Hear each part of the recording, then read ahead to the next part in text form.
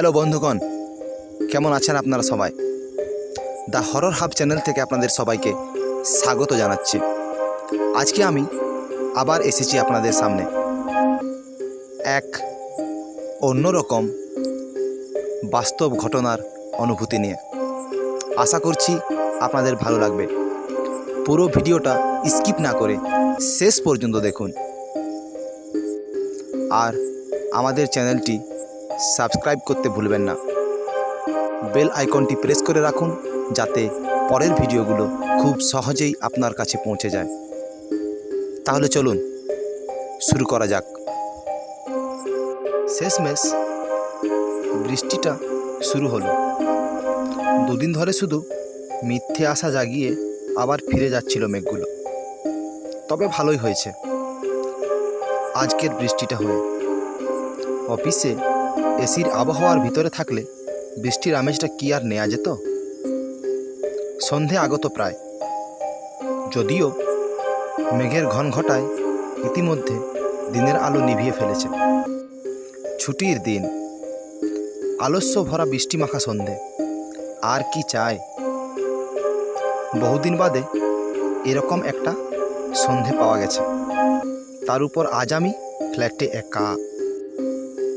আজকে অন্তত মাথায় একটা গল্পের প্লট নিয়ে আসতেই হবে, যে করেই হোক। অনেক দিন শত চেষ্টা করেও কিছুতেই কিঞ্চিত একটা ভাবনাও আসছিল না মাথায়। এদিকে ম্যাগাজিনের লেখাটাও দিন কয়েকের মধ্যে দিতে হবে।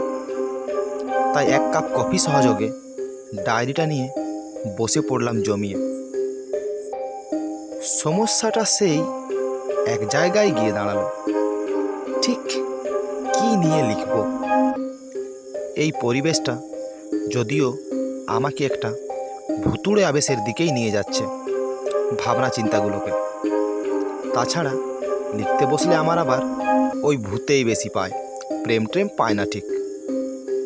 ভূতের প্রতি টান আমার ছোট থেকেই, যদিও ভূতে ভয়ও পায় প্রচণ্ড।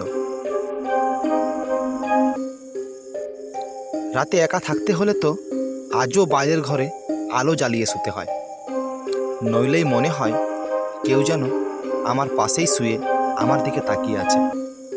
চোখ খুললেই বুঝি দেখতে পাবো, বা খাটের বাইরে পা চলে গেলেই মনে হয় কেউ বুঝি খাটের তল থেকে হাত বাইরে বের করে টেনে ধরলো পাটা। এরকম নানা ভাবনা মাথায় আসতে থাকে। কোনো রকমে যদি ঘুমিয়েও পড়ি, তবু প্রচণ্ড এক ভয়ের স্বপ্ন দেখে ধরফরিয়ে ওঠাটা অবসম্ভাবী। সে যাই হোক, ভুতুড়ে অভিজ্ঞতায় অভিজ্ঞ অনেক ব্যক্তির সাক্ষ্যই আছে আমার কাছে। কারণ সুযোগ পেলেই মা, বাবা, পিসি, দাদা, দিদি, আত্মীয় স্বজন, বন্ধুবান্ধব নির্বিশেষে আমি ভূতের গল্প শুনতে চাই। আজ প্রায় সকলের ঝুলিতেই একটা না একটা ভৌতিক অভিজ্ঞতার কাহিনী থেকেই থাকে। সে নিজের হোক বা আরও কারো কাছ থেকে শোনা হোক। তার মধ্যে কিছু মানুষ যে গাল গল্প দেয় না তা নয়, তবে বেশিরভাগই সত্যি ঘটনা। ভূতটা সত্যি কিনা সন্দেহ থাকলেও ভয়টা নিঃসন্দেহে সত্যি। যেমন আমার এক দাদা, বিল্টুদা, সে যে কি ডানপিটে, ভয় ডরহীন, সে না দেখলে বোঝানো সম্ভব না। মানে শুধু ভূতের বিষয়ে নয়, লৌকিক অলৌকিক সব বিষয়েই। সেদিন মামার বাড়ি গিয়ে এরকমই এক বৃষ্টি ভেজা সন্ধ্যেতে আড্ডা শুরু হলো। আমি অভ্যেসবশত টুক করে ভূতের ব্যাপারটা একটু তুলে দিলাম আলতো করে। তা বিল্টুদা তো প্রথমেই বলে দিল, ওসব ভূতের গল্প টল্প আমি জানি না ভাই, বিশ্বাসও করি না, যত রাজ্যের বুজরুকি। শোন, মাঝরাতে ধুধু মাঠের পাশে এক শ্মশানে একা রাত কেটেছি বেড ধরে। আমাদের গ্রামের ওই পুরনো বিশাল বাড়িটা আছে না, ওখানে একা রাত থেকেছি প্রায় 1 সপ্তাহ। কোনোদিন ভূতও দেখিনি, আর গা কোনোদিন শিউরেও ওঠেনি। আমি বললাম, সে তুমি নাই ভয় পেতে পারো, তারা তোমাকে দেখা দেয়নি, তাই ভয় পাওনি। দেখা দিলে বুঝতাম যে তুমি কতটা সাহস দেখাতে। যেই না বলা সে লাফিয়ে উঠল। তাই যদি হয় তবে আমার একটা ঘটনা শোন, সে বলতে শুরু করলো। তখন এইচএস দেব। সেই সময় প্রায় আমরা এই বারাসাত থেকে জগুলির দিকে 4-5 জন বন্ধুরা মিলে সাইকেল নিয়ে বেরিয়ে পড়তাম বিকেল হলেই। এই তো পিকলু, ও যেত। কিরে পিকলু বল। পিকলু দাও ছিল সেদিন আড্ডায়। সে সম্মতি দিল, বলল, আরে ভাই, সেদিনকার কথা বলছিস? সে এক কাণ্ড বটে, আজও কোনো ব্যাখ্যা দিতে পারি না। বিল্টুদা আবার শুরু করলো। তা ওই রাস্তায়, ময়নার রাস্তাটার আগে একটা কাঁচা রাস্তা মাঠের দিকে ঢুকে গেছে। তা 4 কিলোমিটারের বা তার বেশি হবে রাস্তাটা। NH-34 এর এক প্রান্ত থেকে শুরু হয়ে আরেক প্রান্ততে গিয়ে ওঠে, মানে শর্টকাট আর কি। এই রাস্তাটা নিয়ে আমাদের সকলেরই অনেক কৌতূহল ছিল সারা জীবন। কারণ সারাদিন ওই রাস্তাটা সকালে ব্যবহার করলেও সন্ধ্যের পর ওদিকে কেউ ভিড়ত না। সবাই বলতো ওই রাস্তায় যে যায় সে নাকি রাত্রে আর বাড়ি ফেরে না। পরদিন তাদের পাওয়া যেত অচৈতন্য বা 2-1 বার তো মৃত অবস্থাতেও। বিশ্বাস করতাম কি না জানি না, কিন্তু ওই রাস্তায় কোনো দিন যেতামও না। কারণ সন্ধ্যের আগেই ফিরে যেতাম, সাধারণত লোকালয়ের দিকে, নয়তো বাড়িতে ঠ্যাঙাবে। কিন্তু সেদিন কি হলো জানিস? আমি বললাম, বলো বলো। সে আবার বলতে শুরু করলো। আমরা জাতীয় সড়ক ধরে কতটা যে চলে গেছি গল্প করতে করতে খেয়ালই নেই। আলো প্রায় নেবু নেবু, তখন খেয়াল হলো, এই রে, অনেকটা চলে এসেছি তো। এখন মেন রোড ধরে খুব জোরে সাইকেল চালিয়ে গেলেও রাত 8টা তো কম করে বাজবে বাড়ি ঢুকতে। তার উপর শীতের সময়, অন্ধকার হতে হয়তো মিনিট 10 বাকি। বাড়িতে আজ খুন হয়ে যেতে পারে অত রাতে ঢুকলে। খুব জোরে আমরা পা চালাতে থাকলাম, মাথায় প্রচণ্ড ভয় মিশ্রিত উদ্বেগ নিয়ে। আজ আর রক্ষে নেই। হঠাৎ ওই কাঁচা রাস্তাটা চোখে পড়ল। আমি বললাম, ভাই, শর্টকাটটা নে, অন্তত 6:30টার মধ্যে ঢুকতে পারবো। একজন আটকে উঠে বলল, পাগল নাকি? ওই রাস্তার গল্প ভালো না, ওসব ভূত ট্রুতের নিয়ে ছেলে খেলা একদম ঠিক নয়। কে শোনে কার কথা? ইতিমধ্যেই সাইকেল নামিয়ে দিয়েছি কাঁচা রাস্তায়। বাকিরাও নিরুপায় হয়ে চলল আমার পিছন পিছন। আমরা 4 জন ছিলাম সেদিন, 3টে সাইকেলে। সুজয় বসেছিল সন্তুর পিছনে। প্রথমে বাকিরা একটু ভয় ভয় পেলেও আমরা আবার এতটাই গল্পে মত্ত হয়ে গেলাম যে ওসব মাথা থেকে চলে গেল। এভাবে কতটা গেছি জানি না।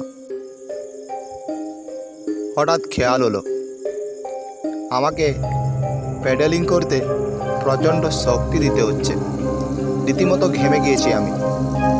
আমার স্বাস্থ্য এখন যতটা ফিট দেখছিস তখন আরও বেশি ছিল। নিয়মিত ফুটবল খেলার, ছোটাছুটি করার অভ্যেস ছিল। তাই যতই পথ সাইকেলিং করি না কেন এরকম কষ্ট হওয়ার কথা নয়।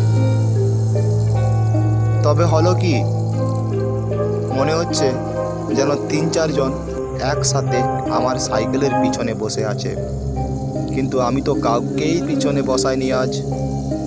কেমন যেন একটা অস্বস্তি হতে শুরু করলো। আমি পিকলুকে কথাটা বলতেই ওর চোখ মুখ কেমন যেন ফ্যাকাশে হয়ে গেল। শুধু বলল, ভাই, যত তাড়াতাড়ি পারবি পা চালা, কোনো দিকে তাকাস না। আমি মিথ্যে বলবো না, তবে একটা অজানা ভয় আমাকে পেয়ে বসলো। গা হাত পা কেমন একটা নিস্তেজ হয়ে যাচ্ছিল। তবু যত শক্তি আছে সবটা দিয়ে প্রাণপণে সাইকেল চালাতে শুরু করলাম। এমন সময় পিকলু বলল, ও কি, তোর সাইকেলের সামনের চাকা অমন উঠে আসছে কেন? আমি ওকে কিভাবে তখন বোঝাই। আমার যেন মনে হচ্ছে কেউ আমার সাইকেলটাকে পিছন দিকে টেনে ধরে রাখতে চাইছে। এমন সময় এক ঝলক আলো এসে পড়লো আমাদের মুখে। সামনের রাস্তায় একটা গাড়ির হেডলাইটের আলো। আমরা প্রায় পৌঁছে গিয়েছি মেন রোডে। সাথে সাথে সেই অসম্ভার আমার সাইকেলের ক্যারিয়ার থেকে যেন হঠাৎ চলে গেল। খুব জোরে চালাচ্ছিলাম, তাই সাইকেলটা লাফিয়ে উঠল। কোনো রকমে পাকা রাস্তায় উঠে তীর বেগে বাড়ি ফিরলাম। বাড়ি এসে যা দেখলাম তা আজও তোকে দেখাতে পারবো আমার বাড়িতে গেলে।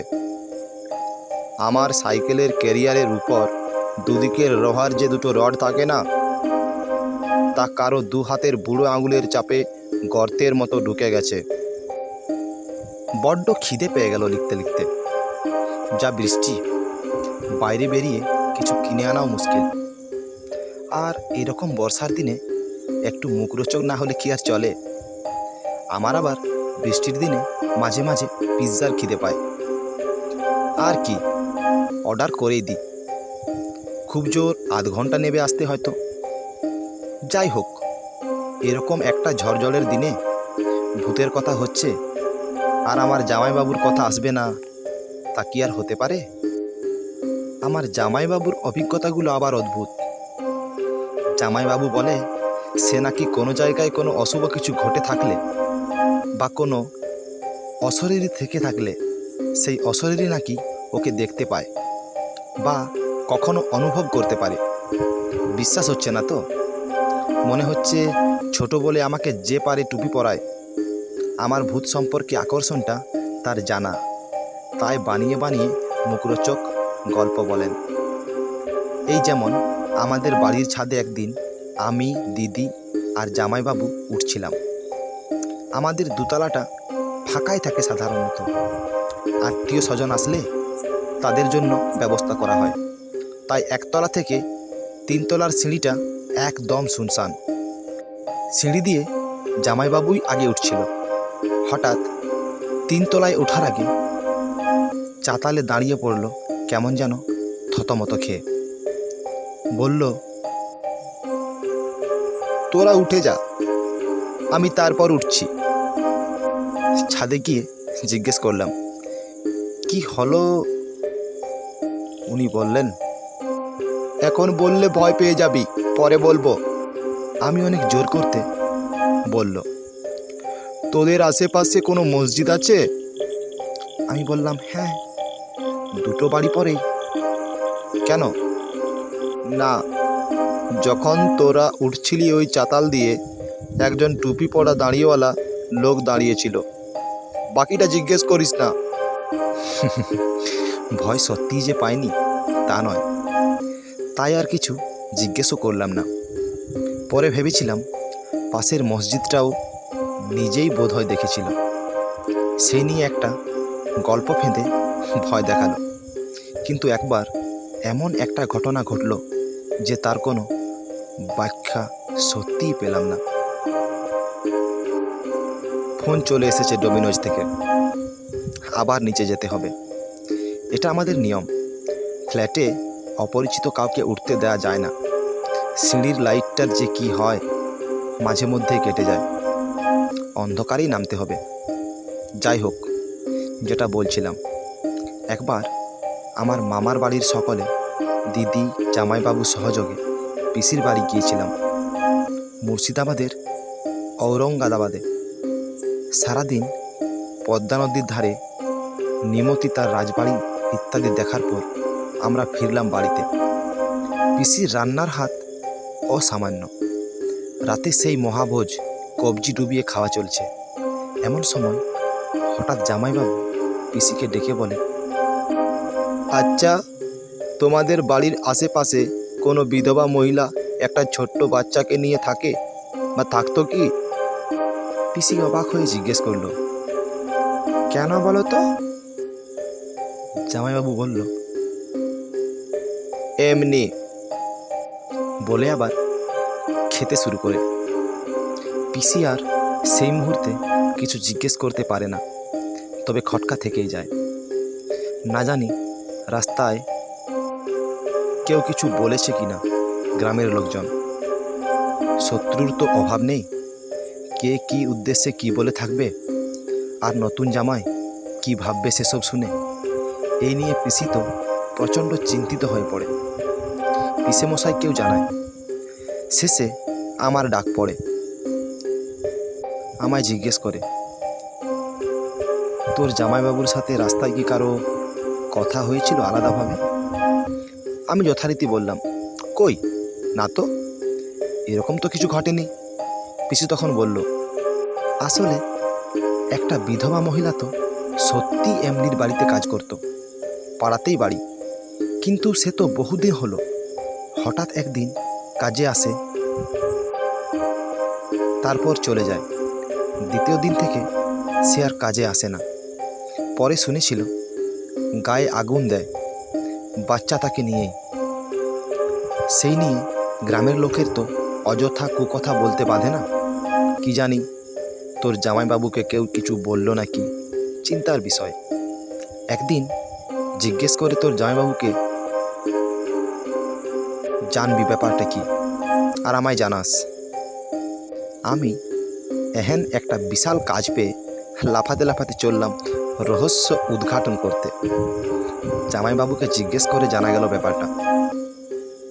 খাবার টেবিলের থেকে পিসিদের বাড়ির সদর দরজাটা দেখা যায়।